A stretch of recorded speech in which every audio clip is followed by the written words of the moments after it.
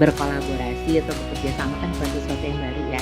Biasanya kita membangun jejaring seringkali itu dengan yang seiman gitu ya. Pendekatan ekosistem sebenarnya belajar dari ekosistem alam. Tadi aku mau balik, Rumi melihat ada yang tidak terlihat. Nah, itu sebetulnya apa? Yang tidak terlihat. Padahal di atas sana itu ada sesuatu yang juga punya peran besar dalam ekosistem. Halo teman-teman semua, saya Ageng dari Gemawan. Selamat datang di podcast Kepo, podcast Komunitas Ekologi Perempuan dan Opini. Kali ini Gemawan kedatangan tamu. Nanti akan kenalan sendiri siapa orangnya. Teman-teman, kita akan ngobrol soal ekosistem. Tapi sebelum ngobrol lebih jauh, nanti kita kenalan langsung. Silakan, Mbak. Halo semuanya, saya Butsi Kismadi. Kepanjangannya Budita Kismadi, tapi panggilannya Butsi. Saya Direktur Eksekutif sebuah organisasi yang namanya Rumah Inspirit. Jadi kan sekarang lagi di Pontianak nih. Jadi dalam agenda jelajah Kolaboraya yang di Pontianak, apa sih yang dibawa selama jelajah Kolaboraya? Nama kegiatannya jelajah Kolaboraya. Yang kami lakukan adalah sebetulnya jelajah ya, namanya jelajah itu jalan-jalan. Penjelajahan. Mengenal sebenarnya ekosistem organisasi yang menurut kami sudah melakukan menggunakan pendekatan ekosistem dalam melakukan kerja-kerjanya. Jadi di Pontianak di Kalimantan Barat kami bertemu dengan dua organisasi, salah satunya adalah Gemawan dan organisasi lainnya adalah Lingkar Temu Kabupaten Lestari atau LTKL yang di Sintang ya. Udah berapa kali jelajah Kolaboraya dilaksanakan, Pak? Jelajah Kolaboraya yang di Pontianak ini yang keempat. Yang pertama di Jogja, yang kedua di Jakarta, yang ketiga di Kupang, terus yang sekarang keempat di Pontianak. Nah, di Pontianak ini kami bertemu dengan ekosistem dari dua buah organisasi. Yang pertama adalah Gemawan, terus yang kedua adalah LTKL. Mengapa organisasi ini dipilih adalah karena Rumah Inspirit mengenal keduanya dan kebetulan juga merasa bahwa kedua organisasi ini dalam melakukan kerja-kerjanya sudah menggunakan pendekatan yang kami sebut pendekatan ekosistem. Kalau menurut Rumi sendiri, kenapa akhirnya pendekatan ekosistem itu dipilih? Karena untuk menjawab tadi pendekatan konvensional kayaknya udah usang, udah terlalu kayaknya kita ganti cara lagi gitu. Sebenarnya kalau di dunia organisasi masyarakat sipil berkolaborasi atau bekerja sama kan bukan sesuatu yang baru ya. Kita mengenal ada berbagai jaringan, ada berbagai aliansi, ada juga koalisi. Nah sebenarnya pendekatan ekosistem ini mengajak melihat kolaborasi yang lebih luas gitu ya. Kami menyebutnya kolaborasi yang raya. Nah, yang kita maksud adalah mulai keluar dari sektor-sektor yang biasa atau isu-isu yang biasa kita bangun jejaring yang ya gini. Kalau biasanya kita membangun jejaring seringkali itu dengan yang seiman gitu ya, misalnya sama-sama teman-teman lingkungan, terus sama-sama di isu perempuan ketemunya, mungkin di awal ketemunya dengan yang baru, tapi pasti kalau udah ke tahun kedua, ketiga, keempat, misalnya ketemu berapa waktu yang lalu saya ketemu dengan teman-teman yang di isu energi terbarukan. Mereka sering ketemu, tapi ternyata tuh jarang ngobrol gitu ya, ngobrol yang mungkin melampaui apa yang dibahas ketika ngobrolin program atau ngobrolin mitra-mitra yang sama-sama kenal gitu ya. Nah, pendekatan ekosistem sebenarnya belajar dari ekosistem alam gitu, bahwa sebenarnya di dalam kerja-kerja kita itu banyak yang sering kita nggak lihat, tapi dia punya peran besar. Mungkin nggak lihatnya karena dia orang muda, sedangkan kita biasanya misalnya targetnya bukan orang muda gitu ya, atau dia lansia atau dia anak-anak gitu ya, atau bergerak di isu yang berbeda. Nah, pendekatan ekosistem ini sebenarnya menantang kita untuk terbuka, bekerja dengan siapa saja asal kita bisa menemukan kita punya visi yang tidak harus sama tapi saling berhubungan ya. Kemudian kalau kami sering menyebutnya shared vision, jadi kita punya visi masing-masing tapi kemudian kita sama-sama bisa nggak punya satu visi bersama yang lebih besar. Kalau dia lebih besar, maka kolaborasinya harus juga dengan kelompok yang lebih besar gitu. Tadi aku mau balik. Rumi melihat ada yang tidak terlihat. Nah, itu sebetulnya apa yang tidak terlihat? Kalau misalnya gini, kalau kita misalnya masuk ke hutan ya, kalau kita pakai ekosistem ya, kita kan nggak selalu melihat bahwa di bawah situ ada jamur yang dia nggak kelihatan tapi dia punya fungsi yang sangat kuat gitu. Atau kita melihat sesuatu yang di luar jangkauan pandang kita karena perhatian kita hanya pada batang pohon gitu. Padahal di atas sana gitu ada sesuatu yang juga punya peran besar dalam ekosistem, menumbuhkan ekosistem. Nah, kalau pendekatan ekosistem sebetulnya kita mulai dengan, kita biasanya ngobrol sama siapa sih gitu. Misalnya sama Gemawan. Kalau ke Kalbar, Rumi tuh temenannya sama Gemawan aja gitu. Kan ada LTKL juga. Oh iya ada LTKL. Terus sama-sama irisan-irisan lingkungan ada gitu ya. Ada nggak yang lain yang kita belum pernah ajak ngobrol gitu. Misalnya orang-orang muda yang ternyata di bidang visual grafis gitu. Yang kadang mereka dianggap tapi kan mereka bukan aktivis, mereka bukan bagian dari gerakan. Iya nggak sih sebenarnya gitu. Jadi kalau pendekatan ekosistem, saya sering nyebutnya kita mau nggak gitu. Kita belum tahu apa, mau dulu aja. Karena kita pingin tahu. Kayak tadi kan judulnya kan kepo ya. Kamu ngerjain apa sih? Ada nggak yang kita bisa kerjain sama-sama? Kami kuatnya di komunikasi. Kalau teman-teman kuatnya di mana gitu. Jadi berangkatnya juga dari kekuatan gitu. Jadi gimana caranya kita sama-sama apa yang keren dari kita berikan ke orang lain, kemudian dari harapannya akan gayung bersambut ya dari mereka juga, jadi kepingin juga sharing gitu apa yang keren dari mereka gitu. Selama di Pontianak kemarin melakukan penjelajahan 2 hari, apa yang Mbak Butsi bisa maksudnya? Ya lihat dari orang yang tidak bisa yang tidak kelihatan, yang tidak melihat itu tadi. Yang menarik kalau di Pontianak ini ada teman-teman dari pemerintah.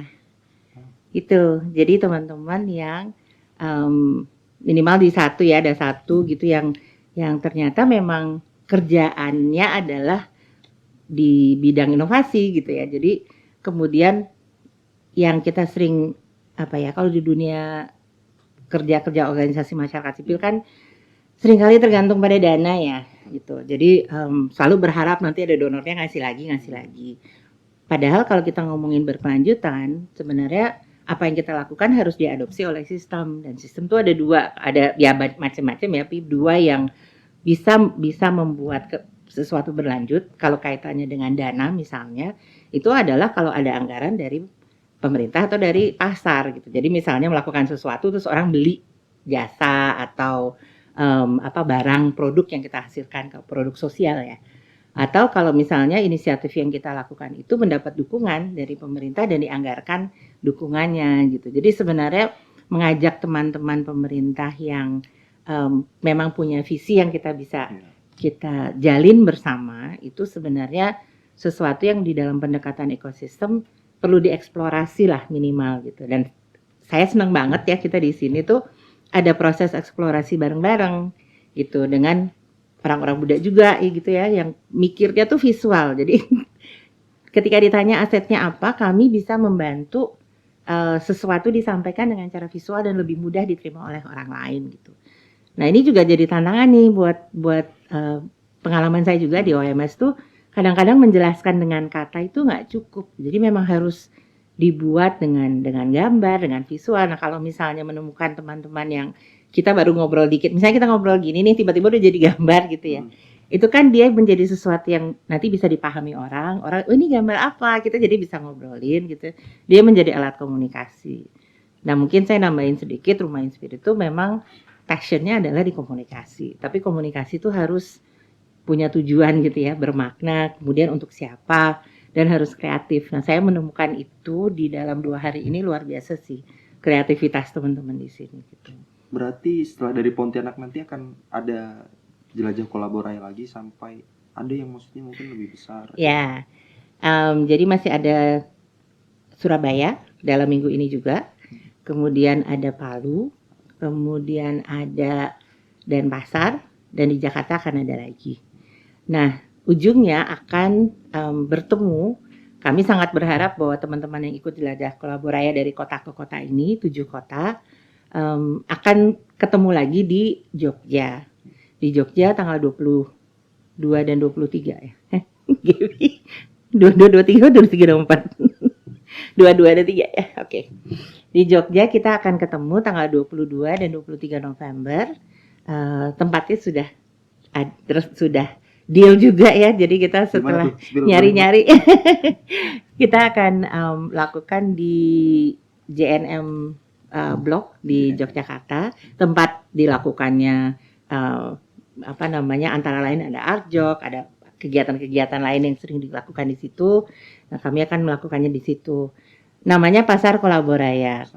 Nah, Pasar Kolaboraya ini sebenarnya mengajak teman-teman yang kami sebut pembangun ekosistem atau ekosistem builder berkumpul, kemudian menceritakan pengalamannya. Jadi harapannya dari sini kan ada satu ekosistem besar yang sekarang kita lahirkan setelah Jelajah Kolaboraya dengan sebuah inisiatif yang keren banget gitu ya. Itu akan bercerita, teman-teman yang menjadi ekosistem builder dan teman-teman yang ikut terlibat akan bercerita tentang apa yang dilakukannya antara sekarang sampai dengan bulan November. Nah, di Pasar Kolaboraya kemudian bertemu dengan peserta atau kami ekosistem builder dari 6 kota lainnya, kemudian mengeksplorasi cara-cara untuk membangun ekosistem yang lebih besar lagi dengan visi yang lebih besar lagi, tetapi juga sekaligus menjawab apa yang ingin dilakukan di tingkat ekosistemnya masing-masing gitu. Jadi kolaborasinya benar-benar besar ya, makanya kami nyebutnya Pasar Kolaboraya. Kalau kita jalan-jalan ke belakang misalnya, kemarin kan udah Pasar Kolaboraya di 2024. Ya. Ada apa maksudnya yang mau dinaikkan nanti di Pasar Kolaboraya berikutnya mungkin setelah pembelajaran dari Kolaboraya sebelumnya? Yang pertama tuh kita nggak ada jelajah ya kalau di tahun 2024. Dan kami menemukan bahwa ternyata kita perlu ada informasi, kami sendiri sebagai Rumah Inspirit gitu ya, perlu melakukan jelajah untuk lebih mengenal lebih dalam dan mengidentifikasi ekosistem-ekosistem yang sudah ada. Sekaligus nanya gitu ya, tantangannya apa sih bekerja dalam ekosistem, kemudian apa yang perlu ditingkatkan, apa yang Rumi bisa bantu gitu ya. Kalau misalnya dari segi kekuatan yang ada di Rumi gitu. Nah, kemudian ketika di Pasar Kolaboraya 2024 itu kami hanya 1 hari dan acaranya sangat padat gitu ya. Lalu prototipe atau yang nanti dihasilkan sebenarnya inisiatif-inisiatif baru lagi. Kami berharap ada 20 inisiatif yang membutuhkan kolaborasi besar.